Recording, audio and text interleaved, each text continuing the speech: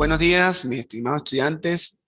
En esta oportunidad vamos a hacer el segundo encuentro de lo concerniente al módulo 1, que es sistemas equivalentes de fuerzas y centroides, pero en esta oportunidad pues ya vimos la primera parte o la parte teórica de la parte 1 concerniente a lo que son sistemas equivalentes. Hoy vamos a hacer la parte práctica y ver algún resumen de toda esa teoría que me tomé digamos, el tiempo para resumirlo a manera a mano y poder dar un recorrido por esa teoría antes de iniciar el ejercicio que vamos a hacer de aplicación de sistemas equivalentes. En un próximo encuentro vamos a tener centroides y ya estaríamos listos para evaluar lo que es el módulo 1 completamente.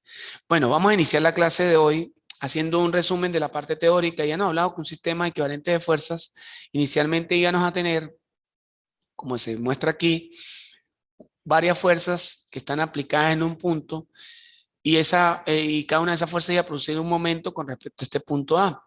Este sistema equivalente, o cuando hablamos de sistema equivalente, era necesario encontrar un sistema de fuerzas resultante que estaba compuesto, y esa fuerza resultante iba a ser la sumatoria de todas las fuerzas individuales que estaban sobre ese cuerpo, a excepción de las fuerzas pares. Y para obtener el momento resultante respecto al punto A en este caso, iban a hacer la sumatoria de todos los momentos individuales que ofrece cada fuerza, más los momentos pares si los existen.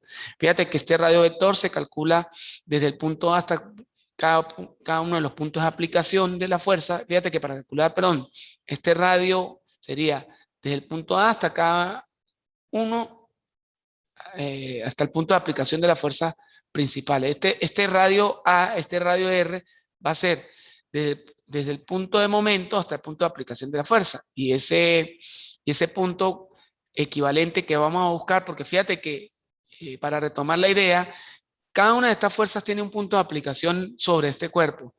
Pero cuando yo hablo de la equivalencia, yo voy a obtener un solo punto de aplicación que va a ser equivalente y donde yo voy a poder montar mi fuerza resultante.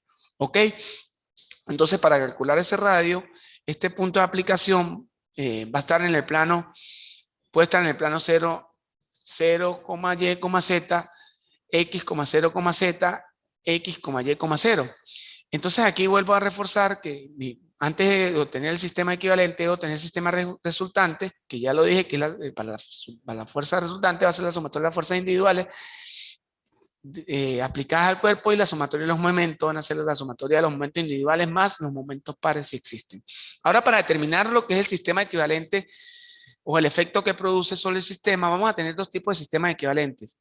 Y eso lo vamos a hacer precisamente una vez calculado la fuerza resultante y el momento resultante. Vamos a hacer un producto punto o un producto escalar, y había dicho en la clase teórica que ese producto punto nos puede dar 0, nos puede dar positivo o nos puede dar negativo. Si no das 0, esa fuerza, si no da 0 ese producto punto, el sistema equivalente va a ser reducible a una fuerza única. Pero si no da diferente de 0, el sistema equivalente va a ser reducible a un torsor. Ahora bien, si es fuerza única, este sistema resultante va a ser equivalente a un sistema que va a estar compuesto por un momento perpendicular. Fíjate que la fuerza resultante se va a mantener, pero el momento resultante lo vamos a hacer equivalente a un momento perpendicular. Es por eso que el momento resultante va a ser igual a un momento perpendicular. Ese momento perpendicular lo vamos a calcular como un radio vector que va a ir desde el punto de aplicación de momento general hasta el punto de aplicación de la fuerza equivalente. Es decir, va a ir desde aquí hasta aquí. ¿Ok? Y entonces, ¿cómo vamos a calcular ese radio vector? Utilizando vector componente. El punto de aplicación, que repito, puede estar en el plano 0YZ, X0Z o X, Y0, que va a ser mi extremo, y mi origen, que va a ser mi punto conocido de momento, que va a ser X1, Y1, Z1, que es este. ¿Ok? Entonces, fíjate que al hacer la resta, 0 menos X1 me da menos X1, 0 menos Y1 me da Y menos Y1, y Z menos Z1 me da esto. ¿Cómo vamos a calcular ese momento perpendicular? vamos a hacer el producto cruce, ese radio vector generado por la fuerza resultante. Fíjate que aquí la fuerza resultante es completamente conocida y lo que no se conoce aquí es el punto de aplicación de esa fuerza equivalente. Entonces, perdón, de esa fuerza resultante. Lo que no se conoce es el punto de aplicación de ese sistema equivalente, corrijo. ¿Qué es lo que vamos a hacer con esta matriz? Vamos a colocar I, J y K y en nuestra primera fila vamos a cargar lo que es el radio vector que tiene como incógnita el punto de aplicación y en nuestra segunda fila vamos a calcular, perdón, vamos a cargar lo que es el vector fuerza resultante que viene siendo acá. Entonces, vamos a hacer esto a mano, vamos a tapar esta y calculamos en I, nos queda esto, vamos a tapar esta y calculamos aquí es J, aquí hay un errorcito, no es casi, no es J, y nos queda esto, y aquí vamos a tapar esta última columna, y aplicamos la resolución, y nos queda 3x más 4y. ¿Qué es lo que vamos a hacer allí? Que esta ecuación la vamos a igualar al momento resultante con respecto al punto, y luego recordemos que como son vectores iguales, vamos a igualar la componente del lado izquierdo, que en este caso sería 3 menos X, la vamos a igualar a la componente del momento resultante conocido más la componente en J, repito, aquí es J, que en este caso es 4 menos Y, la vamos a igualar a la componente en J del momento resultante que es conocida para ese momento del problema. Y finalmente la componente 3X más 4Y la vamos a igualar a la componente en K del momento conocido. Bueno, ¿qué pasa? Si me da torsor, entonces el momento resultante va a ser igual a un momento paralelo más un momento perpendicular.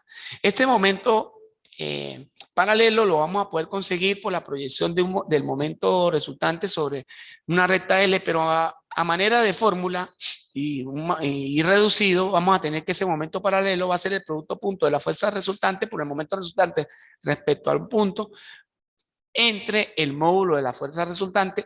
Y toda esta parte nos va a dar un escalar. Fíjate que para conseguir ese momento paralelo, repito, va a ser el producto punto de la fuerza resultante por el momento resultante entre el módulo de la fuerza resultante elevado al cuadrado. Todo esto nos va a dar un escalar y por la fuerza resultante nos va a dar un vector. El momento perpendicular aquí se va a hacer exactamente igual, no lo voy a repetir porque es el mismo procedimiento para fuerza única, idénticamente lo vamos a calcular. Lo único que aquí, cuando armemos este planteamiento, vamos a armar una ecuación donde le vamos a tener que sumar, perdón, una ecuación no, la ecuación se va a generar después, sino que aquí vamos a decir momento paralelo más momento perpendicular. ¿Qué pasa? El momento paralelo lo vamos a calcular aquí, eso nos va a dar un momento que va a tener definida completamente sus tres componentes y el momento perpendicular, que es donde vamos a involucrar el punto de aplicación, lo vamos a hacer igual como lo hicimos con el momento perpendicular calculado para la fuerza única. ¿Qué es lo que vamos a hacer aquí? Vamos a sumar el momento paralelo más el momento perpendicular. En esta suma va a estar involucrada lo que es el punto de aplicación que no conocemos y como ya sabemos, esta suma la vamos a igualar al momento resultante respecto al punto determinado. Bueno, ¿qué es lo que vamos a generar aquí? Un sistema de ecuaciones, que ya lo vamos a ver más ilustrado en el problema. Entonces, fíjate que aquí, a manera de enseñarles, el momento paralelo nos da un número, el momento perpendicular nos involucra en el punto de aplicación y lo vamos a igualar a un momento resultante donde conocemos todas las componentes. Entonces, en I vamos a sumar estas dos y la vamos a igualar al número conocido. En J también vamos a sumar estas dos y la vamos a igualar al número conocido. Y en K también vamos a igualar estas dos y la vamos a igualar al número conocido para determinar de allí las componentes del punto de aplicación. ¿Qué pasa? Habíamos definido, vamos a dar un recorrido a manera de repaso antes de iniciar el problema, que para definir un vector lo definíamos como lo define el álgebra lineal, módulo por su vector unitario. Ese concepto lo vamos a aplicar a definir vectores fuerza, y yo lo clasifiqué de tres maneras, ¿no? Un vector fuerza definido sobre una línea de acción o sobre dos puntos. Fíjate que ese es el resumen de la guía teórica. Entonces, si yo tengo un vector fuerza sobre una línea de acción o que está definido por dos puntos, para calcular el vector fuerza sería el módulo por el vector unitario, como lo define la álgebra lineal. Entonces, para el módulo, supongamos que me lo den Y si no me lo dan, lo dejo expresado en función de f. Ese vector unitario lo vamos a calcular si yo conozco esos dos puntos sobre esa línea recta, como el vector componente que va desde P1 hasta P2, que vendría siendo el extremo menos ¿quién? Menos el origen. Este vector componente, que en este caso es x2 menos x1, y2 menos y1, z2 menos z1, me va a generar este vector componente. Y luego lo que vamos a hacer es calcular el módulo de todo este vector, que vendría siendo la raíz cuadrada de x2 menos x1 elevado al cuadrado más y2 menos y1 elevado al cuadrado más z2 menos z1 elevado al cuadrado. De esta manera vamos a calcular lo que es el módulo de este vector componente. Y luego para calcular el unitario sencillamente lo que vamos a tomar el vector componente de P1 hasta P2, porque hay que tener algo muy importante, hay que tener en cuenta hacia dónde, el sentido hacia dónde va el vector fuerza. Si el vector fuerza fuera de P2 hasta P1, entonces sería P1 menos P2, pero como aquí va desde P1 hasta P2, vamos a tener este sentido. ¿Qué es lo que pasa? Que luego, una vez calculado el vector componente, vamos a dividir cada componente entre ¿qué? Entre su módulo, ¿correcto? Y de esta manera estaríamos consiguiendo lo que es el vector unitario de ese vector fuerza. Y una vez que consigamos el vector unitario de ese vector fuerza, lo vamos a multiplicar por el módulo. Ahora bien, vamos a calcular o vamos a manejar lo que es la otra manera de trabajar un vector fuerza. Vamos a seguir conservando lo que es el módulo por el vector unitario, siguiendo, vamos a seguir trabajando ese concepto, pero ahora vamos a ver que su vector unitario, en vez de estar definido entre dos puntos, está definido por sus cosenos directores. Entonces, ¿qué pasa? Vamos a tener, fíjate, como está aquí en el dibujo, esto es el repaso de la teoría. Vamos a tener un vector fuerza, y ese vector fuerza está definido por un ángulo alfa, que es el que parte del eje X hacia donde está el vector fuerza, un ángulo beta, que es el que parte del eje Y hacia el vector fuerza, y un ángulo gamma, que es el que parte del vector del eje Z hacia el ángulo, hacia el vector fuerza. Entonces tengo alfa, beta y gamma, que son los ángulos directores. ¿Cómo vamos a definir nosotros el vector unitario de este vector fuerza? Bueno, como él está en el primer cuadrante, el sentido de este vector serían netamente positivos, y el ángulo alfa, ya previamente definido, va a corresponder con el coseno de alfa en I, el ángulo beta con el coseno de beta en J, y el ángulo gamma con el coseno de gamma en K. ¿Qué pasa si uno de estos ángulos directores no existe? Que yo puedo utilizar esta fórmula que parte, ya lo expliqué en la guía teórica, parte de calcular el módulo del vector unitario del coseno director, que es igual a 1. Entonces yo digo 1 igual al coseno al cuadrado de alfa más coseno al cuadrado de beta más el coseno al cuadrado de alfa, y de aquí nosotros podemos despejar perfectamente cualquiera de los ángulos. Es decir, si a mí me dan que alfa tiene un valor, que beta tiene un valor y que gamma no existe, pues yo despejo a través de esta fórmula el valor de ¿quién? De gamma de esa fórmula, ¿ok? Ahora vamos a tener como tercera manera de buscar un vector fuerza, utilizando por supuesto el concepto del álgebra lineal, que nos dice módulo por el vector unitario. Pero si ese vector unitario ya no está dado por los cosenos directores, sino que está dado por las proyecciones angulares, entonces voy a hacer a manera de ejemplo este problema. Yo tengo un vector fuerza que está en tercera, en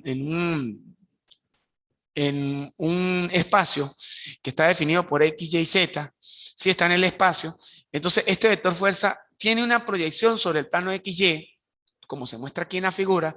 Yo voy a calcular o voy a definir el vector unitario a través de las proyecciones angulares. Me explico.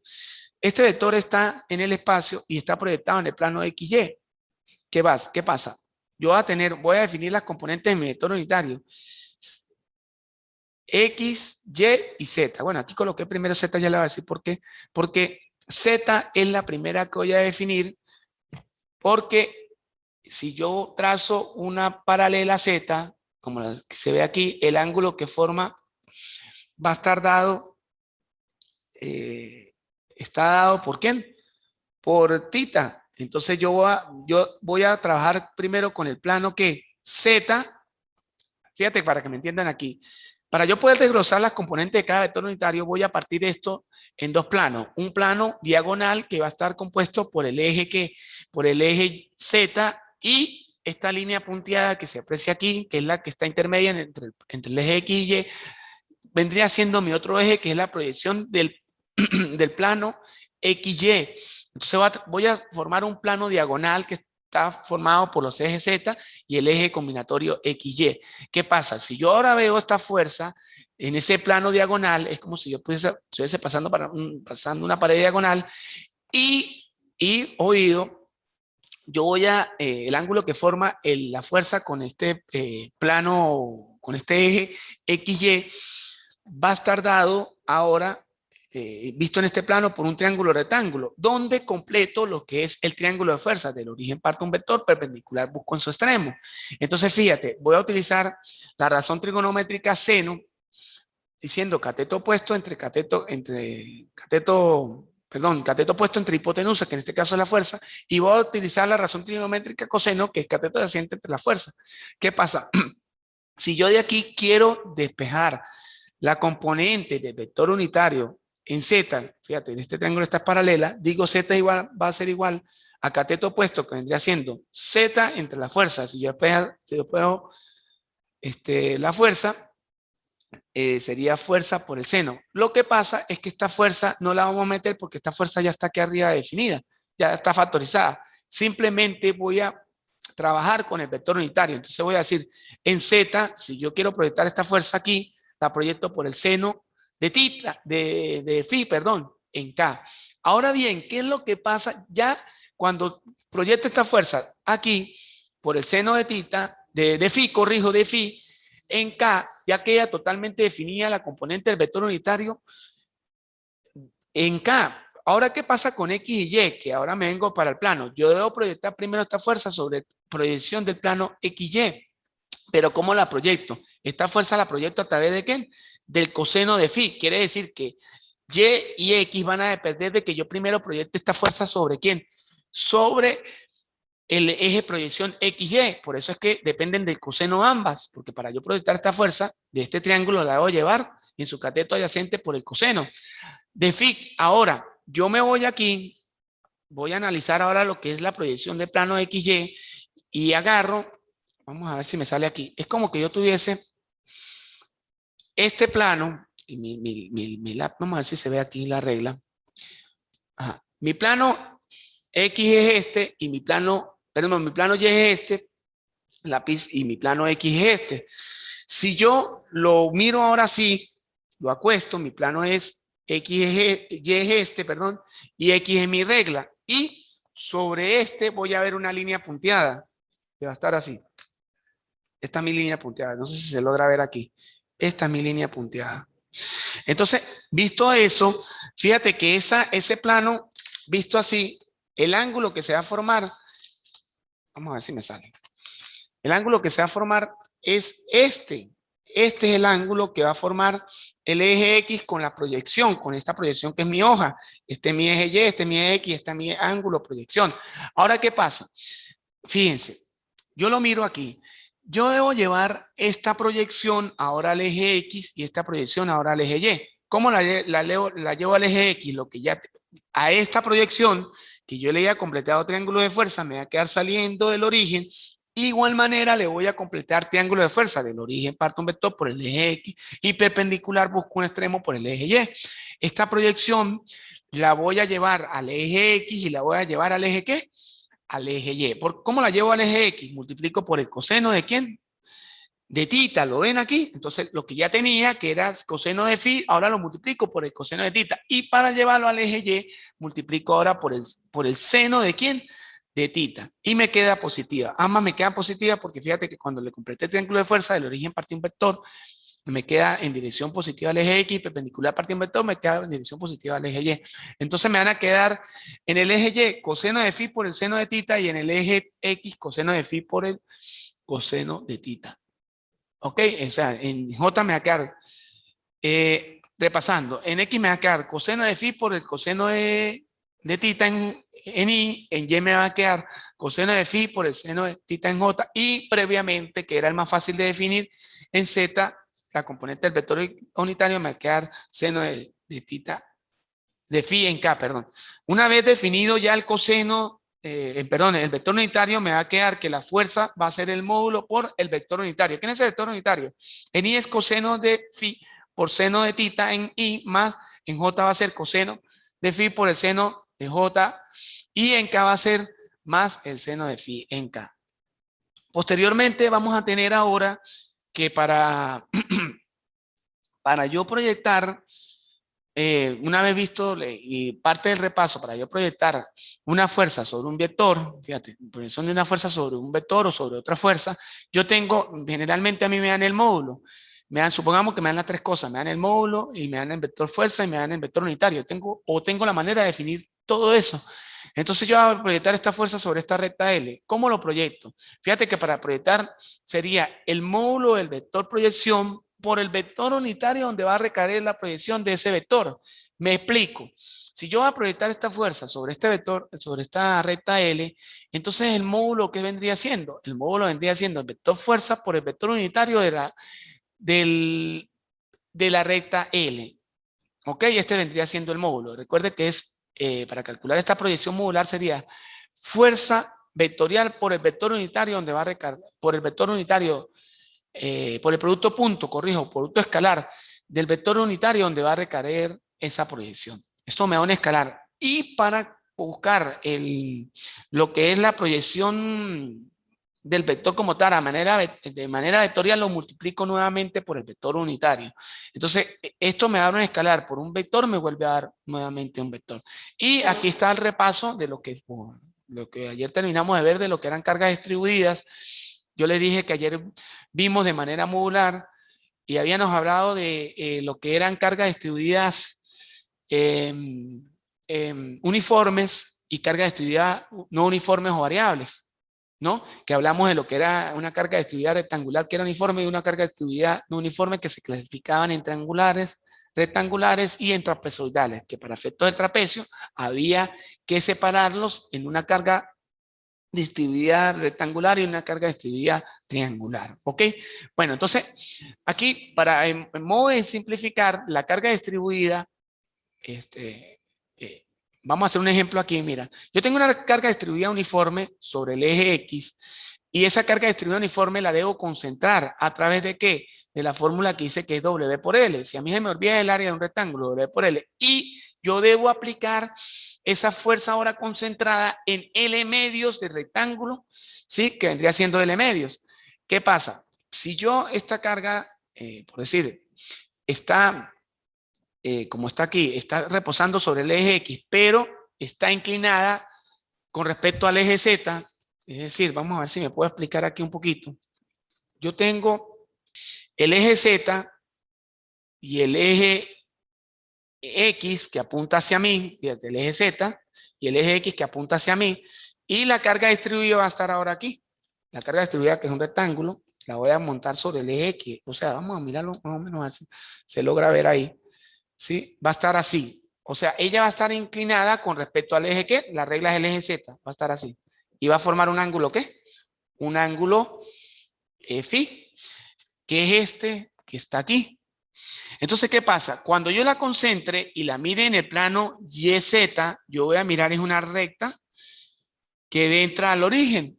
Y esa recta que entra al origen va a formar un ángulo ¿qué? Phi. Entonces digo, del origen parte un vector y perpendicular busco el extremo.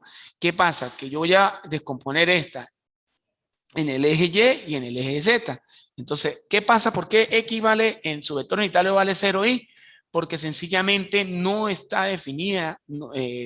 Cuando yo ya la concentro y esa fuerza queda perpendicular a un eje, su vector unitario en ese eje perpendicular va a valer 0. Entonces, aquí descompongo esta fuerza para su vector unitario como este es θ.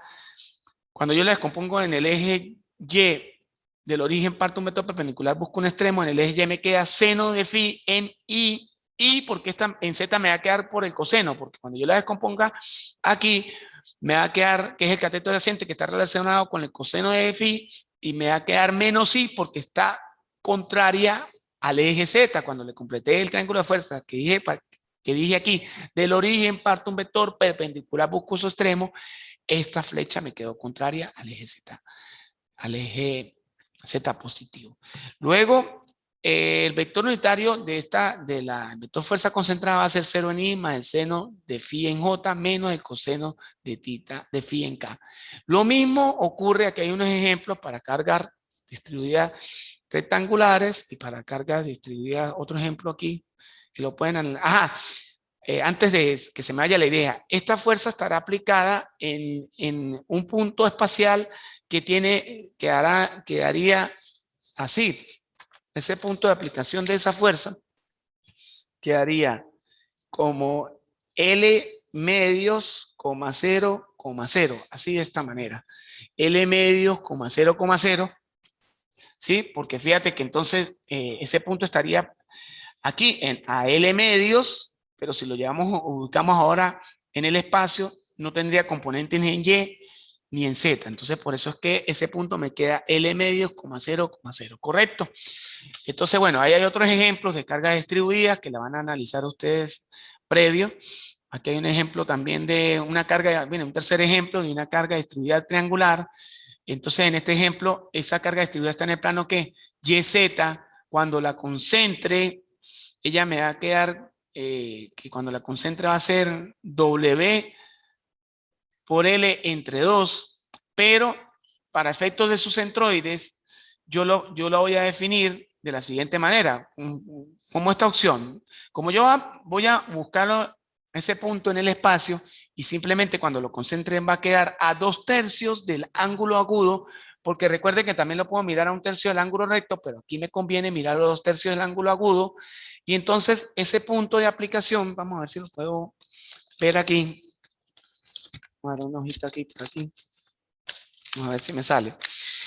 Es cuando lo mire en el plano, Y, Z, aquí estaría X, y yo ya concentré mi fuerza, FW, este estaría a 2/3 de L, ¿cierto? 2/3 de L, más o menos así me quedaría. Cuando la concentre, esta carga triangular rectangular, cuando la concentre estaría a 2/3 del ángulo agudo. Pero cuando yo lleve ese punto a lo que es mi espacio, va a quedar, fíjate, en X no tiene 0, 2/3 de L y 0 en Z. Muy importante eso para efectos de los problemas que vamos a hacer. Y vamos a dar un repasito de los momentos para ya casi montarnos en el ejercicio, donde teníamos los momentos que se producían, los momentos se producen partiendo desde el torque en física, que era fuerza por L, y eso llevado a lo que es la mecánica vectorial, iba a ser un radio vector por una fuerza vectorial, que lo iban a hacer a través de ¿qué? De una matriz. Entonces, fíjate, para yo definir lo que es, un ejemplo, aquí, yo tengo una fuerza en el espacio que está aplicada en un punto A de aplicación que es X, Y y Z. Y yo tengo un punto de momento, esta fuerza va a producir un punto de momento con respecto a este punto A, y yo me van a calcular el momento de esta fuerza con respecto al punto A. Entonces, para calcular ese momento de esa fuerza con respecto al punto A de manera vectorial, aquí me faltó la rayita aquí arriba, va a ser el radio que se va a generar desde el punto de momento hasta el punto de aplicación de la fuerza. Sería R cruz fuerza. Ese radio vector, ¿cómo lo vamos a definir? Como el extremo fíjate que aquí está el extremo del punto A menos el origen, que es el punto A sería X, Y, Z, y el punto A sería X, Y, Z, y A sola vendría siendo X1, Y1 y Z1. Este punto es el punto de aplicación de la fuerza, y este es el punto A de momento. Entonces, vendría siendo A menos el punto de aplicación. Vendría siendo X menos X1 en Y menos Y1 en J, y Z menos Z1 en K. Una vez que yo defina lo que es mi vector posición, mi vector radio, aplico una matriz donde I, J y K, y mi primera fila va a ser mi radio, mi vector radio, y mi segunda fila va a ser mi vector fuerza. Entonces, para definir este momento, yo voy a aplicar, yo les voy a montar por ahí en la página los pasos para que utilicen la calculadora y puedan calcular de manera manual su momento, en este caso, el momento de la fuerza F, la fuerza esa F da con respecto al punto A. Entonces, de esta manera es que vamos a calcular un momento R cruz F. Pero también vamos a tener el momento par, que fíjate que el momento par se da por dos fuerzas que son, digamos, fuerzas paralelas que tienen el mismo módulo, la misma dirección, pero sentido contrario. Lo que hacen es producir un par momento. Ese par momento se puede dar en dos escenarios. Fíjate que aquí tengo un ejemplito más o menos desglosado. Yo tengo una placa que está contenida en el plano XZ y sobre esa placa hay actuando dos fuerzas, como se muestran aquí, una fuerza F y una fuerza F', que están separadas a una distancia perpendicular. Si yo conozco, ojo, esa fuerza F y esta es fuerza F' y conozco la distancia perpendicular que separa esas dos fuerzas, yo puedo calcular ese momento vectorial como el módulo del momento par por el vector perpendicular al plano. Este momento par lo puedo definir como la fuerza por la distancia perpendicular. Este momento, el módulo del momento par lo puedo definir como la fuerza por la distancia perpendicular entre esas dos fuerzas. Ahora, como yo debo multiplicar el momento par, el módulo de momento par por el vector perpendicular al plano, oído, este vector perpendicular al plano, cuando ese par momento está contenido en un plano, bien sea XZ o bien sea YZ o bien sea XY, yo puedo definir sencillamente, aplicando la regla de la mano derecha, definir el vector unitario perpendicular a ese plano. Por lo menos en el caso que yo tengo aquí, yo tengo un par de fuerzas que está definido por F'. Fíjate que la primera fuerza va en este sentido y sigo la cola de la segunda fuerza y me va a quedar dentando. Vamos a ver si lo podemos simplificar aquí en 3D. Yo tengo aquí mi eje Z y vamos a ver si se logra ver aquí, este es mi eje X, el que está apuntando hacia mí. Y el par de fuerza está una fuerza para allá y la otra que viene para acá. Cuando yo aplique la regla de la mano derecha, ella me va a atravesar el plano, es decir, va a quedar hacia allá, como se muestra aquí. Y entonces, cuando el vector unitario que se va a generar es el vector unitario paralelo al eje Y. Entonces, ¿qué pasa? Si yo aplico la regla de la mano derecha, esta línea punteada que se va a ver aquí va a quedar paralela al eje Y. Por lo tanto, el vector unitario perpendicular a este plano sería 0 en Y más J más 0 en K. ¿Ok? De esa manera es que entonces conseguirían el vector unitario perpendicular al plano. Está el segundo escenario tomando este mismo problema. ¿Qué pasa si a mí no me dan definida esas fuerzas allí con esa distancia perpendicular, sino que la fuerza F reposa sobre una arista de este rectángulo y la otra fuerza F reposa sobre una arista de este rectángulo paralela, por supuesto? Entonces, que ese momento par se va a poder definir como un R cruz F también, como lo hicimos aquí. ¿De qué manera? Fíjate, yo definiría, supongamos que aquí está ubicada una fuerza F y aquí está ubicada otra fuerza F.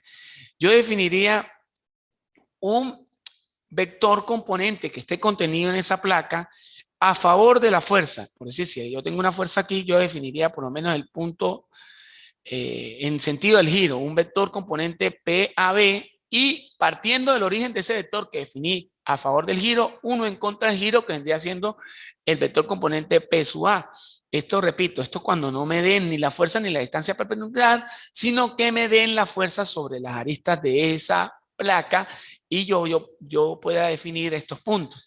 Entonces yo puedo definir el vector componente desde P hasta A y el vector, otro vector que se iría en sentido del giro, perdón, de la mano derecha, y yo aplicaría un vector en contra del giro que vendría siendo el vector componente PA sub 0. ¿Qué pasa? Yo voy a definir entonces un radio vector que vendría siendo un vector perpendicular que lo vendría haciendo calculando con el producto punto del vector componente PAB por el producto punto del vector componente PA0 en este caso. Entonces, ¿qué pasa? Ese PA0 pues lo busco este punto, perdón, ese PAB, busco el punto PB y busco el PA y hago el vector componente. Igualmente para el punto PA, P sub 0, también hago lo mismo. Genero, como es un producto cruz, genero esta matriz. Busco el vector perpendicular al plano que está definido por Bx en Y más By en J más Bz en K, que lo hacemos de esta manera. Coloco la matriz IJ acá. Mi primer vector sería el que está a favor del giro. Cruz, siempre el de en contra del giro. Pero para definir el de en contra del giro es un vector que va a partir del origen de ese vector y me va a quedar en contra del giro. Entonces sería uno a favor y el otro que va a partir del origen que queda en contra del giro. ¿Ok? Entonces de esta manera estaría definiendo o estaría calculando mi vector perpendicular a ese plano. Una vez que calcule el vector perpendicular a ese plano, estaría o defino lo que es el módulo de ese vector y luego posteriormente divido cada componente de ese vector entre el módulo. Una vez que yo calcule ese vector unitario, que vendría siendo el vector unitario perpendicular al plano, lo voy a multiplicar por el módulo del momento par. Y de esta manera estaríamos definiendo el vector momento par. ¿Ok? Bueno, entonces, bueno, vamos a ver ahora la aplicación en la siguiente clase del problema de aplicación de sistemas equivalentes, ¿correcto? Entonces lo vamos a ver en el tercer encuentro.